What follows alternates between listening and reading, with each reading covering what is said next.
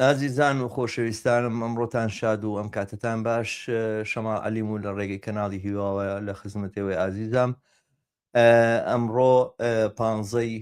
یەکی 2026 ئەم بەرنمەیە پێشکەشەکەم. ئەم بەرنمەیە هاوکات لە ڕێگەی فەیسبوک و هەروە لە یوتیوب و بڵاو بێتەوە. ئومێدوارم ئەوڕانێک کە لەگەڵمانان کۆمەک بکەن کە لینکی ئەم بەرنمەیە لە ڕێگەی سوۆشیال میدیاوە بڵاو بکەنەوە. ئەم بەرنمەیە تایبەتە بە تەشەنکردنی فاشیزم لە دنیا و لە خۆرهەڵاتی ناوەڕاستدا کە دیارە ئەم باسە ئەمڕۆ ناتوانێت بەداخەوە ناتوانم زۆر بە درێژی سەبارەت بەم باسە قسە بکەم. ئەوەی کە هانیدام کە پێش ئامادەکردنێکی باشتر ئەم بەرنامەی پێشکەشکەمە ڕووداوە بوو کە لەم ڕۆژانەیە لە هەولێر ڕوویدا و لە ڕێگەی سوۆشیال میدیاوە بڵاو کرایەوە هێرشکردنە سەر کۆمەڵێک کارگەری سووری خەڵکی سووریا کە لە هەولێر کارەکەن و ئەو دەنگدانەوەی کە لە سوۆشیال میدیا بووێتی و مامەڵەی کە لەگەڵ ئەم مەوزوعە کراوە من بە پێویستم زانیم بەرنمەیە بکەم، بەڵام پێم خۆش نەبوو ئەم باسە تەنها سەبارەت بە کوردستان بێ، سەبارەت بەم دیاردەی بێ لە کوردستان. ویستم فراوانتر قسەی لەسەر بکەم و دوای ئەوە بێمە سەر ئەوەی کە لە کوردستانە خەریکە چی ڕوەدا. فاشیزم حقیقەتێکە و واقعەکە ئەگەر مەسەرەن ساڵێک 2 ساڵ لەمەوبەر خەڵک کەمتر سەرنجیانە چوە سەر ئەم بابەتە یاخود قسە و باسی لەسەر کەم ئەکرا، بەڵام ئەمڕۆ تقریبن بۆ بە مۆزوعێکە لە زۆر ناوەند و لە زۆر جێگاوە توێژینەوەی لەسەرەکرێ، قسەی لەسەرەکرێ و ئەو جۆرە ڕەخنانە یاخود خۆپارێزیانە کە گوایە لە ڕووی ئەکادیمیەوە ئەبێ ڕوونبین و ئەبێ دیاری بکەین زانی فاشیزم یانی چی، جیاوازی چیە لەگەڵ ڕەوتەکانی تراوە ممکنە جۆرێک لە ئیستیبداد بێ یاخود ناسیۆنالیزمێک بێنە گەشتووەتە ئاستی فاشیزمەوەوانە، ئەمانە تقریبا خەریکە کۆتاییان دێ خەڵکێکی زۆرتر لەسەر ئەو ڕاو لەسەر ئەو بیر و بۆچوونن کە بڵێ فاشیزم هەڕەشەیەکە لە ئاستی دنیاە، بەڵام هێشتا هەندێک ناڕوونی هەیە لەم بابەتەوە. یەکێک لەوانە ئەوەیە ئەم بابەتە زۆرتر بە دیاردەی سیاسیە بەسترێتەوە کە ڕوتێکی سیاسی دیاریکراو لە ئەمریکایەتە سەرکار و ترامپە و ممکنە ئەم 3 ساڵە ئێمە ڕۆژگارێکی نالەبارمان هەبێ، بەڵام دوای ترامپ ممکن ئاڵوگۆڕێک بە سەر دۆخەکەیە بێ و یەکیشترەوەیە کە مۆزوعەکە تەنها لە ترامپ و لە غەرب و لە تەنانەت ناتەنیاهۆ ئەوانەیە ئەبینن و بە پەلامارێکی زانن کە لەم ڕۆژگارانەیە ڕوویداوە بەهۆی ئەو کێشە و ئەو قەیرانەوە کە لە ئەمریکا هەیە. ڕێی شخصی منەوەیە کە ئەمە دیاردەیەکی زۆر خەتەرناکە، دیاردەیەکە توانێت وەشەرخانێکی مێژووی بێ لە مێژووی دنیاە، لە مێژووی سەرمایهداریە. باسەکە تەنها لە سەر ئەمریکا نیە، بۆ ئەم لاولای دنیا ڕوانی لە رووسیاوە تاکو هێزە ڕازڕەوەکان لە ئەوروپایە کە لە گەشەکردن و پەرەسەندنان بۆ هندستان کە ڕوتێکی مەذهبی فاشستی خەریکە حکمی زیاتر لە 1.5 ملیار ئینسانەکە، تاکو ئەگاتە خۆرهەڵاتی ناوەڕاستکە لە دێر زەمانەوە جۆلانگای فاشیزم بووە و ئیسرائیل لەم نێوەیە ڕۆڵێکی زۆر بەرجەستەی هەیە لە درێژەدان و لە قوڵکردنەوەی مەرگەساتەکان و لە باڵادەستی فاشیزم لە خۆرهەڵاتی ناوەڕاستە، تاکو ئەمریکاشتر کە وەک باسم کرد کە هێزێکی ڕاستڕەوی فاشیست هاتووەتە سەرکار و باسەکە تەنها لە ترامپیشە خولاسە نابێتەوە. ئەو جوڵانەوە ئەو هێزێک کە ترامپیە ناوەتە سەرکار ئەمە کاری بۆ کراوە، کارێکی زۆر گەورەی بۆ کراوە، جوڵانەوەیکی فراوانە. جوڵانەوە چۆن نایبنێم، ڕوتێکی فراوانی فکریە، ئایدۆلۆژیە، تەرح و بۆچوونی دیاریکراو هەیە لەسەرەوەی کە دیموکراتێت باوی نەماوە، دیموکراتێت لەگەڵ ژیانی ئینسانە ناگونجێ، خود لەگەڵ ژیانی کۆمەلگایە ناگونجێ، سیستەمێکی داتەپیوە بێ ئاڵوگۆڕی بەسەرا بێ ئیستیبداد بێتە سەرکار و ئەوانە. ئەمە لە هەموو شوێنانەیە هەیە و ئەمەش لە بنەوە دیاردەیەکی ترەوەیە کە ئەمە ضرورەتێکی ئابووری هێناوێتی پێشەوە ضرورەتێکی ئابووری هێناوێتی پێشەوە کە ئەویش قەیرانێکە کە سەر تاپەی سیستەمی سەرمایه‌داری کردۆ باسەکە هەر ئەمریکا نییە باسەکەر ئەوە نییە کێشەیەک لە دۆلارە هەیە یاخود ئەمریکا دۆلاری زۆر چاپ کردو و ئێستا لە بەردەمی ئەوەیە کە خەریکە پلۆپایی ئابوووریەکەی دێتە خوارەوە لە منافەسە لەگەڵ چیناوە لەم بابەتەوە ترامپیان هێناوە بۆیکەوە بە سیاسەتێکی ئیمپریالیستیان نەبتوانێت پارسەنگەکەی باتەوە و لە بەرامبەر پێشکەوتنی چینا بوەستێت باسەکە ئەوەیە سەر تاپای سیستەمی سەرمایه‌داری گەشتۆتە خاڵێک و نوقتەیەک کە ئیتر ئازادی ئینسان هەتا ئەو ئازادیە مەحدودەشکە ئینسانەکان هەیەە لە بەشێکی دیاریکراوی ئەم دنیاە کە ئەوروپای و غەربە ئیتر چیتر لەگەڵ بەژەوەندەکانی سەرمایه‌داریان نایەتەوە و لە ڕاستیە ئەمە ڕەوەندێکە و هەوڵێکە بۆیکەوا پەیوەندی چینی باڵادەست کە چینی سەرمایه‌دارە لەگەڵ کۆمەڵگەکانە ئاڵوگۆڕی بەسەرابێ ئەو ئۆلیگاشانی کە لە دنیا دروست بوون ئەو تریال دێرانە کە جاران هەرمانود میلیاردێر ئێستا ئەمڕۆ ئەتوانین خەڵکانێک باسکەین کە لەسەر و خەریکە بەرەو ئەواگەن لە سەر و تریلیۆنێک دۆلارەوە سەروەت و سامانیان هەبێت و ئەمانەی تر بە هەموو شێوازێک هەوڵیەوە ئەدەن کە بڵێن پلەبەندیەک لە بینی ئینسانەکانە دروستکەن و بە جۆرێک ئەو هایرارکی یاخودە و پلەبەندیە تەسبیتکەن و جێگیریکەن و دوورکەونەوە لەوەی کەوا ئینسانەکان مافی یەکسانیان هەیە یاخود لە ڕووی سیاسی وەتوانین یەکسان من کاریگەریان هەبێت لەسەر هەڵبژاردننی نوێنەرەکانی خۆیان یا حکوومەتەکانیان و ئێمە بەرەو سیستەمێکی استیبدادی بچین کە لەسەر بنەمای پێشێرکردنی مافەکانی ئینسان دامەزراوە بە پێچوانەوەی دیعای تا ئێستا غەرب کردوێتی لەسەر مافەکانی مرۆڤوانە ینی تەواوی ئەوەی کە ئێمە لە شۆڕشی فەڕەنسیەوە بینیمانەوە دواتر لە ئەوروپا و غەربا بە جۆرێک تەسبیت بۆ جێگیر بووە کە ئینسانەکان لەباری بەهاوە لە ڕووی سیاسیەوە لە ڕووی قانونیەوە یەکسانن لەگەڵ یەکاوەمانە ئەمانە هەمان خەریکنەکەونە ژێر پرسیارەوە ئەمە ڕەوەندێکی زۆر خەتەرناکە کە من لە بەرنامەی ترا بە توول و تەفسیل لەسەر بنەما ئایدۆلۆژیەکانی ئەوانی کە بانگەشی بووەکەن و ئەڵێن چی و نەزەرەکان و تیورەکانیان چۆنە قسە و باسەکەم بەڵام ئەوە حەقیقەتێکە ئەمڕۆ کە ئێمە لە جێگایەکان کە باسەکە باسێکی کاتی نییە تێڕوانینێکی نادروست هەیە سەبارەت بە باڵادەستی فاشیزم کە فاشیزم لە بەرامبەر هاتنە مەیدانی چینی کارگەرە دێتە پێشەوە بۆی سەرکوتی بکەوە ژیانی سەرمایه‌داری لە شۆشوانە پارێزێ ئەم فاشیزمە ئەم شەپۆ لە نوێیە تەنها بۆ ئەوە نەهاتووەوە لە ڕاستیان ناشبینی کە چینی کارگەر و خەڵکی کارگەر و زەحمە چێژبیانی ئاڵوگۆڕ لە سەرمایه‌داریا دروستکەنەوە ئەم فاشیزمە هاتبێ بەری پێ بگرێن فاشیزمە هاتووە کە کۆمەلگا بەرەو دواوە بجێڕێتەوە و ئێمە ئەو مۆدێلە لە سەرکەوتنی ئینسانیەت و بەشەریەت بەسەر فاشیزماوە سەرنجام و دەرنانی ئەبینین و ئەوانە ممکنە بە جۆرێک قورسایی لەسەر زەینمان دروست کردو کە پێمان وابێ ئەمە هەر پەڵە هەورێکە هاتووە و ئەڕواتی ئەپەڕێەوە ڕووداوێکی کاتیە بەڵام حقەتەکەی ئەوەیە بەبێ ئەوەی کە چینی کارگەر و بەبێ ئەوەی بکە بەشەریەت لە بەرامبەریا بوەستێ و هەوڵ بدات تێکی بشکێنەوە ئەمانە ئەگەرچی تەسبیت بوونی فاشیزم حتمێتی مێژووی نییە و ئەگەری ئەوە هەیە کە ئەم جوڵانە بێتە دەرەوە تێکی بشکێنێ بەڵام لە هەمان کاتە تێکشکانیشی حتمینیە و ئەگەری ئەوە هەیە کە سەر تاپای کۆمەلگا ئاڵگۆڕی بەسەرا بێ سەر تاپای جیهان ئاڵگۆڕی بەسەرا بێ ئەمە لەگەڵ ڕۆژگارێکی زۆر تاریکتر و نالەبارترا لەوەی کە ئێستا هەی ڕوبڕووی ئەم سیاسەتانە دیارە ئەو ڕەوتەکە لە دنیاە باڵادەستی پیا کردو ئەوانە کاریگەری لەسەر هەموو ناوچەکانی دنیا داناوە ئەمڕۆ یەکەمین شتی ئەم ڕەوتە ئەوەیە بەتایبەتی لە ئەمریکا و لەلایەن ترامپەوە برەوی پێدرێ و ئەوانە کە هەموو پێ و داگە نەودەوڵەتیەکان و ئەو شتانێک کە وەکو یاسای نێودەوڵەتی هاتوونەوەوانە قسە لەسەر پێشێرکردنیانە قسە لەسەرەوەیە کە هیچ پێویستیەک بەو بڵین جۆرە یاسایانەکە پەیوەندی نێوان دەوڵەتەکان ڕێگە خاتووەمانە پێویستی بەوە نەماوە دنیای هێزە چێ هێزی هەبوو بتوانێت بەشی زۆرتر بەرەوە ترامپ هەر ئێستا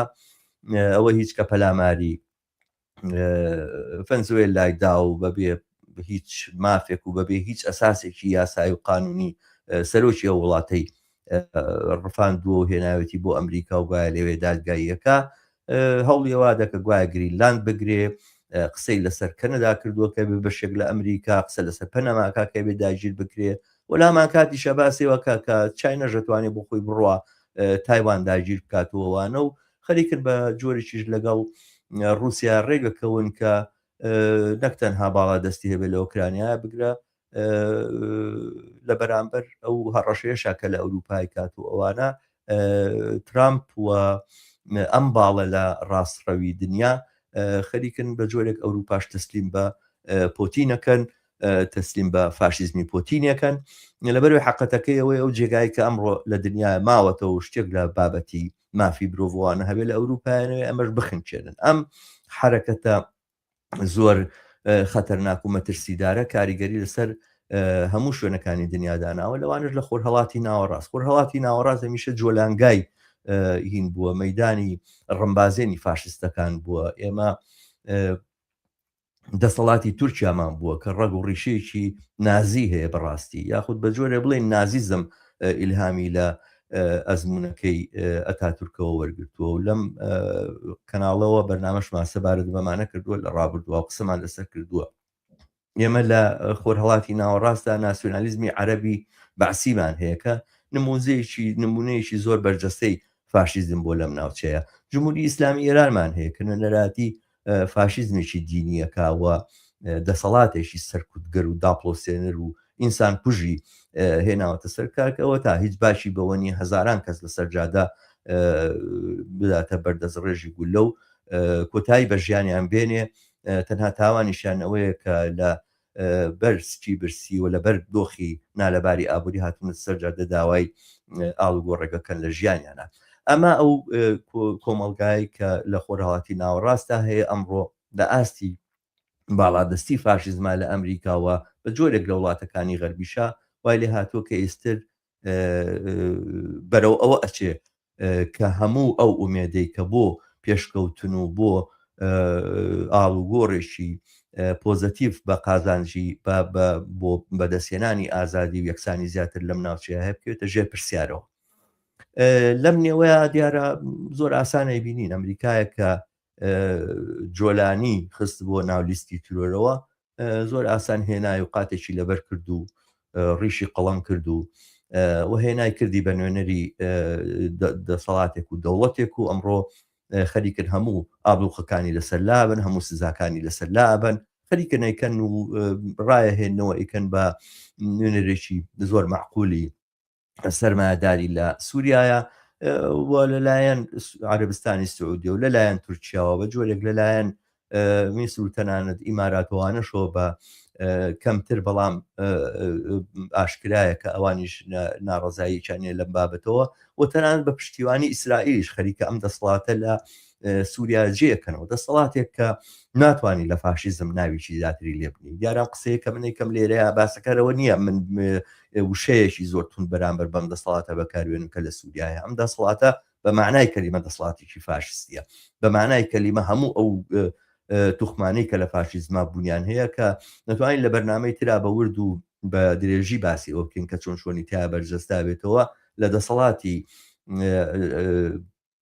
جۆلانیا بەرجەستە بۆتەوە و هەر ئێستا ئێمە لەگەڵ دۆخێکی نالەبار لە ڕۆژاوایە ڕوبەڕووین لە بڵین باکووری خۆرهەڵاتی سووریا ئێمە دەرگیری ئەوەین کە پەلامار ئەبرێت بۆ سەر ئەو ناوچانێک کە لە ژێر دەستی خودسەری دیموکراتیایە لەم ناوچانەوە خەریکن ئەمە ئەزمونە کە هەندێک لایەنی جوان و تاقانەی تیابوو لە خۆرهەڵاتی ناوەڕاستە لەباری بەرن وە لەم نێوەشە ئەم هەڵمەتە بەتەنها و بە تاقانە لەلایەن دەسەڵاتی جۆلانیەوە بەڕێوە نابرێ خەریکن ئەم ئەزمونە لەلایەکی ترەوە بە دەدانی گیانی ناسیۆنالیستانە و توندڕەوانە لە ناو خەڵکی کوردستانە جا چه خەڵکی کوردستانی سووریا بێ یاخود خەڵکی بڵێن هەرێمی کوردستان بێت و ناوچەکانی تر بێ خەریکن بە دنەدانی ئەم گیانە ئەو ئەزمونە لەلایەکی ترەوە بنکۆڵ ئەکەن کلۆری ئەکەن و بەرەڕووی ئەکەنەوە لەگەڵ مەترسی گەورەیە. ئەمە پێویستی بە ڕاوەستانەوە هەیە، پێویستی بە ڕوبەڕووبوونەوە هەیە. لەو دیاردانەی کە ئەم لەم ڕۆژانەیە ئێمە بینیمان و لەم چوارچێوە خەریکێتە پێشەوە ئەو هەڵمەتانەیە کە خرێتە سەر خەڵکی کارگەرێکە کرێکارانێکە لە سووریاوە هاتوون بۆ کارکردن لە هەولێر و تەنانەت لەو پۆستانەی کە سەرەتا لە سوشیال میدیا بڵاوکرایەوە، بەڵام ماسەلەکە گەیشتەوەی کە ئەمە خەریکە بە جۆرێک پیادەش ئەکرێ لە کۆمەلگایە پەلامارە برێ بۆ سەر ئەو جێگایانی کە کرێکاری سووری تایە. سەرەتا بۆ دەستی پێکرد کە فڵانە خاوەن کار زۆر پاڵەوانانە و قارەمانانە هەموو کرێکارە سووریەکانی وە دەرناوە وایان نێرێتەوە و نایڵی تر کار بکەن و دواتر بوو بەوەی کە تەنانەت گروپێک دەستەیەک لە خەڵکانی زۆر بێپرینسیپ بە شێوازێکی زۆر دڕندانە پەلاماری یەکێک لە چێشخانەکانی هەولێر بدەن و بیانوێ ئەو خەڵکی کە لەوەیە ئیهانەیان پێ بکەن، سوکایەتیان پێ بکەن و داوا بکەن کە نابێمانن ئێمان لێرە کار بکەن بە بیانوێ گوایە یەشیشیان لەوانە پۆستێکی کردووە لەسەر فەیسبوک یاخود پشتیوانی لە دەسەڵاتی فاشستانی جۆلانی کردووە. ئەم کردەوەیە بێدەنگمانەوە لە ئاستی ئەم کردەوەیە و گوێنەدان بەم مەسەلەیە یاخود ئیهمالکردنی یاخود بە کەمگرتنی و ئەوانە بە بڕوای من خەتایەکی زۆر زۆر گەورەیە کە خەڵکانی ئازادی خواز لێرە ئەیکەن و ئەو بڕووبیانوانەیە کە ئەهێنرێتەوە هیچی بنەمای نییە و هیچی ئەساسی نییە و ناتوانێت بڕووبیانووی ئەوە بێ کە تۆ کەسێک کارگەرێک کە هاتووە لە چێشخانەیەکی هەولێراونچینە 10 تا 12 سەعات بە کرێیەکی زۆر زۆر کەم کارەکە تەوهینی پێ بکەیت و یهانی پێ بکەیت بە بیانووی ئەوەی کە گوایە ئەو کەسێکە لە سووریایە خەریکە پەلاماری ڕۆژاوادە هاوزمانی ئەم کەسەیەوە ئەم هاونەتەوەی ئەم کەسەیەوە ئەم ئەتوانێت بەرپرس بێ یاخود تاوانکار بێ لە ئاستاوانەکە کە خەریکە لە ڕۆژاوای ڕۆیە. ئەمە دیارە لە هەموو شوێنێکی تری دنیا شاوایە بەداخەوە بەشێک لە چینی کارگەر خۆی دەکەوێت داوی ئەم فاشیزمەوەوانی کە چوونەتە سەر ئەو کرێکارانە ئەو کارگەرانە لەوێ کە کاریان کردو لەو چێشتخانەیە ممکنە ئەوانیش هەر کەسانێک بن کە خەڵکێکی کەم دەرامەت بن یاخود خەڵکێک بن لەو گەنجانەی کە بێئایندەن لە کوردستانە. بەڵام ئەمە زۆر زۆر سادەیە لە شوێنەکانی تری دنیاشە ئەوە ڕووەدا و ئێمە لە ئەوروپایە کە ئەژینەوەوانە هەمیشە و دایم لەگەڵ بەشێک لە چینی کارگەری ئەم وڵاتانەیە بەرەو ڕوونکە پێیان وایە پەنابەرانێکە هاتوون لە دەرەوەی وڵات و لێرە کارەکەن و ئەوانە ئەوان سەرچاوی موسیبەتەکان و مشکلاتەکان و جیرورەکانی ژیانی ئەوانن و ئەوانن کە کاریان لەوان بێکاریان بەسەر ئەوانە فەرز کردووە و ئەو تەنگ و چەڵەمانە و ئەزمانە و قەیرانانەی کەم کۆمەلگایانە تایە ئەژین بەهۆی هاتنی کۆچکردوانەوەی بۆ ئەوروپا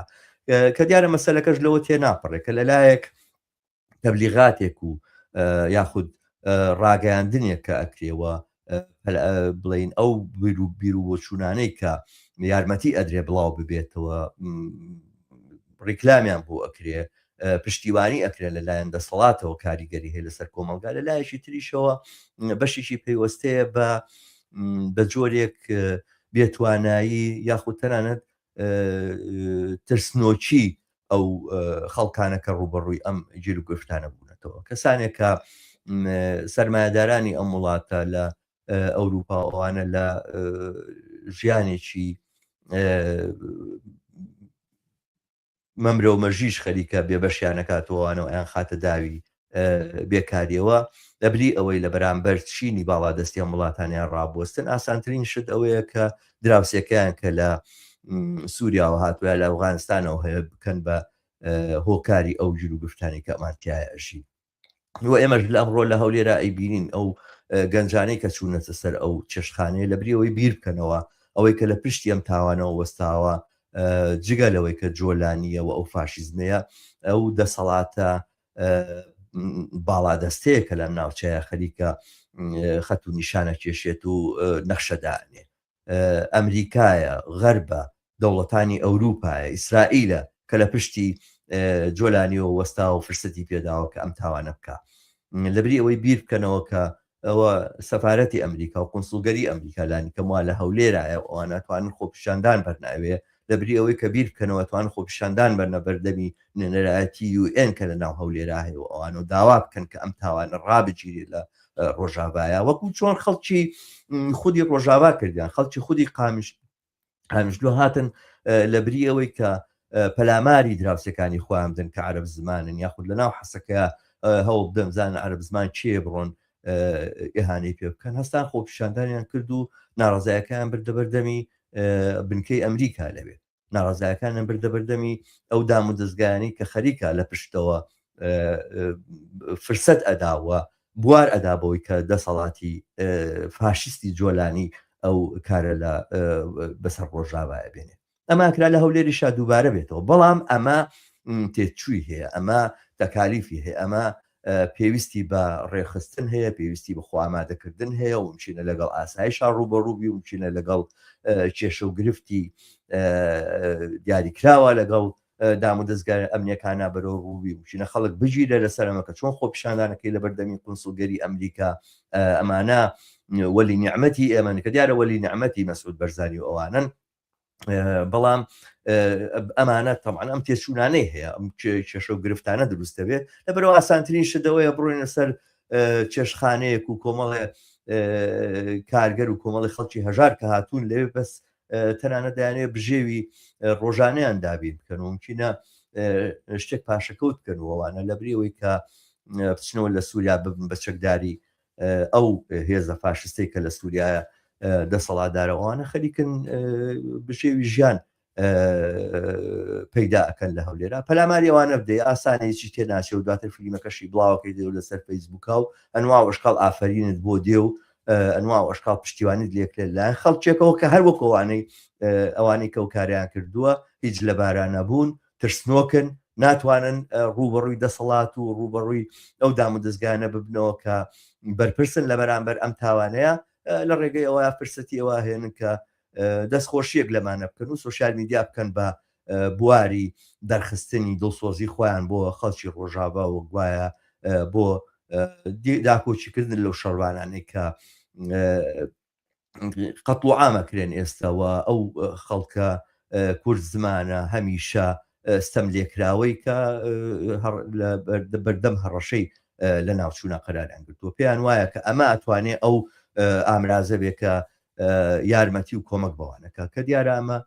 پێچەوانەکەی ڕاستە ئەمە کێشەی گەورە بۆ کۆمەلگای کوردستان خۆی دروستەکە وەکو کێشەی گەورە بۆ ئاسایش و ئەمنیەتی کۆمەڵایەتی لەم کۆمەلگایە دروستەکە گەر سووریەکان ڕۆیشتنەوە دوای ئەوەستی چیتر هەیە کام کەمایەتی هەیە کە تۆ لە هەولێرا بە دوایە بگەڕێ بیکەی بە هۆکاری ئەو تاوانەنێک کە لە بەرامبەر خەڵکی کورد زمان و خەڵکی کوردستانە ئەنجامت بێ چیتر هەیە کە ئاسان بێ پەلاماری بدەیت و هێرشی بکەیتە سەر و ئەمانەوە ئەمە کۆتایی پێنایە لێرەیە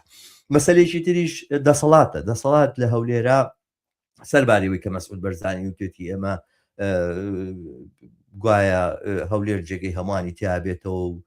ئەتوانە لێرە بن بەڵام خەڵکێک دەتوانێت بێ پرسیار بکە ئەمانی کە ئەم کاریان کردووە بۆ لە مەترسیەکانی ئەمە غافڵن نازانن ئەگەر مەسعود بەرزانی بەڕاستی بێ و ئەگەر پارتی بەڕاستی بێ ئەتوانێت ئاسایش بنێرێتە سەر ئەو کەسانە ئەم کاریان ئەنجام داوە خۆیان ڕستمی خۆیان گرتووەوانە ئەمڕۆ بیان خاتە زیندانەوە لەسەرەوەی بەبێ هیچ هۆکارێک پەلاماری خەڵکیشیان داوە کە هیچ کارێکی خراپی نەکردووە ئەگەر قسەیەکی خراپیشی کردبێ ئەگەر پۆستێکی خراپیشی نووسی بێ وەکو چۆن پەلاماری کەسی تر دراوە خەڵکی کورد زمان دراوە بە تایبەتی ئیسلامیەکان کە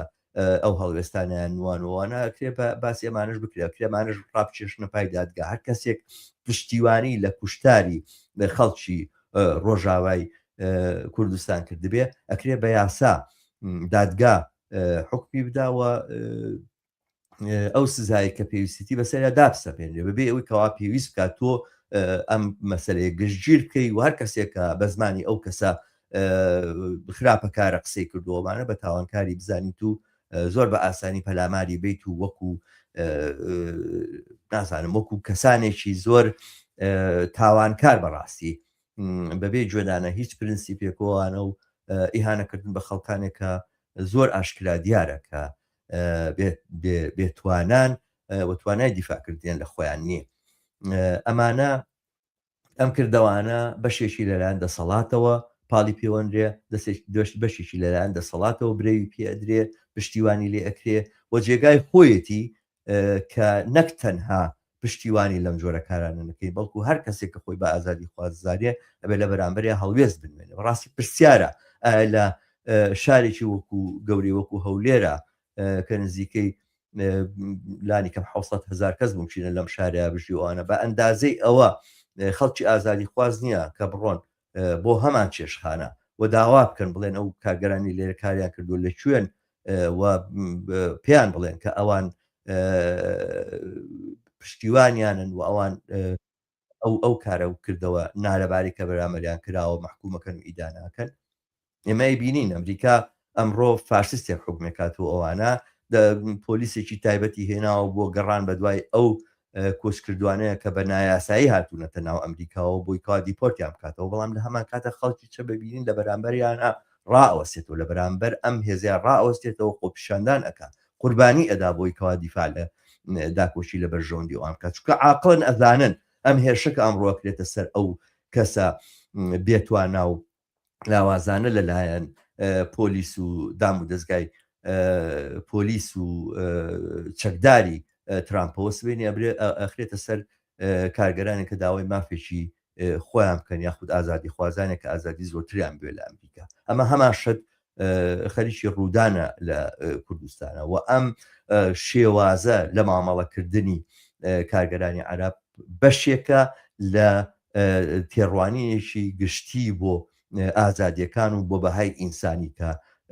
هەر ئەمڕۆی بینی ئەمە خۆمان لە کوردستان بووین وەزانین کە ئەم دەسەڵاتە هیچ بەهایەک و قیمەتێک بۆ ژیانی ئینسانەکان دانانێتوەمانە و ئەم کردەوەش کە لێرە ئەنجامت بێتوانە سەرنجام لە هەمان فەلسەفە و لە هەمان تێڕوانینەوە بۆ بەهای ئینسانەکان دێ من وا ئەزانم کامە پێویستی بە ئیدانەکردن بوو پێویستی بەوە بوو کە ئەو ڕێکخراوانی کە خۆیان بە ڕێکخراوی کرێکاری ێزانن ئەمڕۆ کەمپینی دژ بەر بە بەرامبەر بەمە دەست پێ بکەن و لە بەرامبەر یا بوەستەوە و ئەحزابانە و ئەو هێزانەی کە لەوێ خۆیان بە چەپ و بە کۆمونیست ناوە بن چەپ و کۆمونیستن خۆیان بە خاوەنی ئەم قەزیە بزانن خۆیان بە خاوەنی ئەم کێشەیە بزانن و ڕێگا نەدەن ئەم ڕووداوە ئەم کردەوەیە بێباچ تێبپەڕێ بەداخەوە ئەبینم کە خەڵکانێکە گوایە خۆیان بە کۆمونیست و بە شوێعی و ئەوان نازانەوەوانە کۆمنت لەسەر پۆستەکانی منە نووسین و گوایە پیان وایە ئەنوێ بۆم ڕوونکەنەوە کە هۆکاری ئەم کردەوەیە چی بوو وەک ئەوەی کە ئەمە دوێنێ لەدایک بوو بین و نەزانین کە لە پشتەوەی ئەم شێوازە لە بەرەو ڕووبوونەوەی خەڵکانێکی بێدەرەتان کە هاتوون بە تەنها بە ڕەنجی شانی خۆیان و بە ماندووبوونی خۆیان ئەیانوێ ژیانێک مسۆگەر بکەن نەزانین ئەمانە لەکوێوە هاتوون نەزانین ئەم شێوازە لە مامەڵەکردنی ئینسانەکان ڕەگ و ڕیشەکەی چییە بێن بۆمان ڕوونکەنەوە کە بیانوەکانی چییە بۆچی ئاوا کراوە یعنی من پرسیارم ئەوەیە لە هەولێرە ئەوانی کە پەلاماری کارگەرانی سووری ئەدەنوانە بۆ نەیان پرسی وەزیری دەرەوەی حکوومەتەکەی شەرع ئەو بەرقیە چی بوو لێ یا لەپاڵ هەموو دەوڵەتەکانە کە کۆمەشیان کردو بۆیکەوە یەکێتی خاشی سووریا بپارێزرە و ئەوانە لە ئەخیرەکە سوپاسی مەسعود بەرزانیشان کرد مەسعود بەرزانی چی کردووە خەڵک بۆم پرسیارە ناکات ئەگەر ئێوە ئازان و ئاوا جەربەزەن و ئەتانێدا کۆشی لە خەڵکی ڕۆژاوا بکەن بۆچی لە مەسعود بەرزانی ناپرسن چی تا کردووە حقیقەتەکەش ئاوایە ئەم جۆرە مامەڵانە مەسعود بەرزانی و پارتی و دەسەڵاتی هەولێر باش دەزانێ ئەم جۆرە کردەوانە هەموو ئەزمموی ڕۆژاوا بنکۆڵەکە هەموو ئەزمموی ڕۆژاوا بۆیە جوانە بۆیە جێگەی